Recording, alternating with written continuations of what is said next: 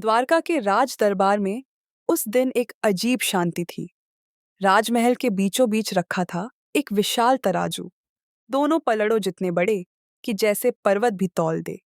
और सामने खड़ी थीं राजमहिषी सत्यभामा, सौंदर्य, वैभव और गर्व का सम्मिश्रण। उसकी आंखों में चमक थी और मन में चुनौती, क्योंकि उस दिन नारद मुनि ने उसके दिल में एक बीज बो दिया था। मुस्कुराते हुए बोले थे, माता, क्या आपको पता है भगवान कृष्ण का प्रेम किसके लिए सच्चा है?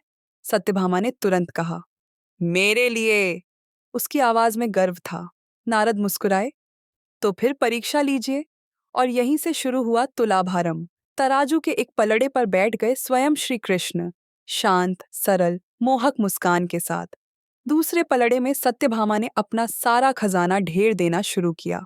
सोना, हीरे, रत्न, किस्नी भीनी, मोतियों की लड़ियां, सभी राजकोष खाली कर दिए गए।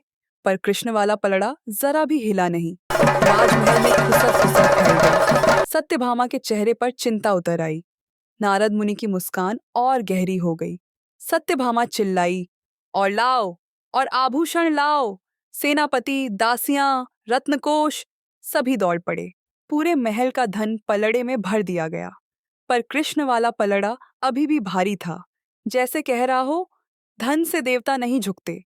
सत्यभामा घुटनों पर बैठ गई। उसने पहली बार महसूस किया गर्व का बोझ कितना भारी होता है।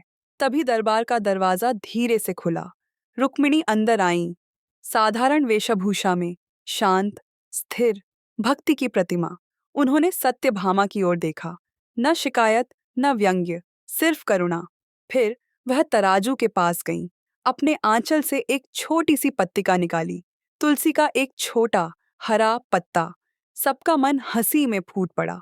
किसी ने कहा, ये क्या है? इससे क्या होगा? ये तो अपमान है। पर रुक्मिणी ने आंखें बंद कीं, पत्ते को छाती से लगाया और कहा, हे माधव, यह तुलसी नहीं, मेरा प्रेम है, मेरी भक्ति है, आपकी शरण है। उन्होंने तुलसी पत्र को पलड़े में रखा और उसी क्षण तराजू धम्म से नीचे गिर पड़ा।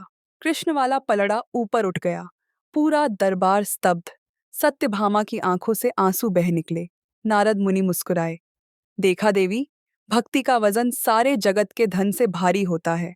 कृष्ण उठे, सत्यभामा का हाथ थामा और बोले, धन से भक्ति नहीं मिलती, लेकिन भक्ति से पूरा ब्रह्मांड मिल जाता है।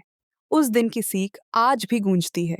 ईश्वर को पाने के लिए जेवर नहीं, बस एक सच्चा तुलसी पत्र चाहिए, एक प्रेम भरा हृदय। हृदय